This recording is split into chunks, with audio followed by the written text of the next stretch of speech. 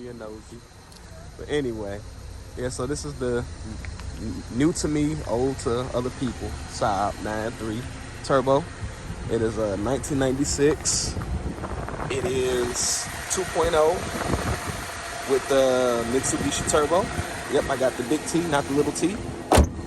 The other one had a Garrett Turbo, which is supposed to be a little smaller, faster spooling. This one is slower spooling from what I heard, but has a little bit of a higher output. So this is it. Inside the car, naturally good, right?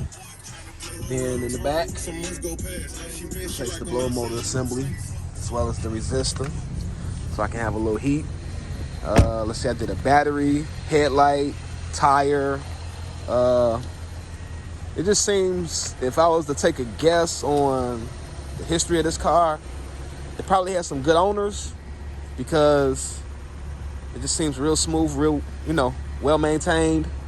No real check engine, seriousness is, like transmission issues, crazy missing. It's really quiet. Matter of fact, that humming sound, that's that Civic over there. That's not my car.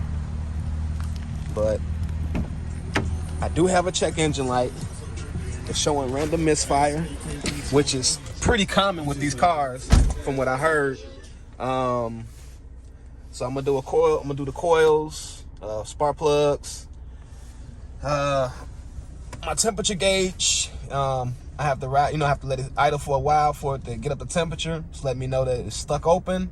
So I'm gonna replace that. I'm still gonna do a tune-up. Still gonna check all the hoses, check all my belts. Well, I already checked the belts, but I want to do all the hoses. I want to go through all the vacuum line. This thing, I really like it. Just getting used to certain things. First Euro car, if it is classified as a Euro technically, because I know GM had their hands on this, and some people will say, oh, the quality went down, but it still feels pretty solid and pretty well-rounded car. So stay tuned for what's coming. Y'all know I'm not gonna leave this thing stock as far as stereo. So my plan so far is to complement this little factory setup by switching out the door speaker, as well as adding a couple of 8s in the rear, or maybe a 5K. Nothing too crazy. Smart 3K. And then I'm gonna get rid of this fish tank effect. It just feels like I'm in a fish tank because clear glass. All we need is some bubbles. People ride past and they be like, man, he is in a real fish tank. So we got to tint these windows. That's coming next. And just stay tuned for some build footage as well as base footage and little tidbits I find interesting that I would love to share with y'all. Some of the things that I forgot to mention in the video, just showing the Saab, my plans for it. I mean, y'all know about the base, but the plans as far as, the go fast goodies.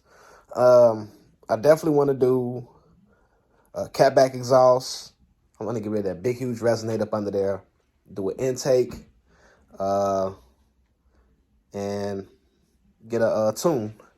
I was looking at map tunes. So if anybody is in the Saab, or if I have any like hardcore Saab guys that's watching this video, give me a couple of suggestions. I also heard of Swedish Motorsports.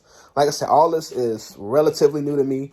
A lot of stuff is like foreign talk, but I do understand, a lot of it is definitely a fun thing.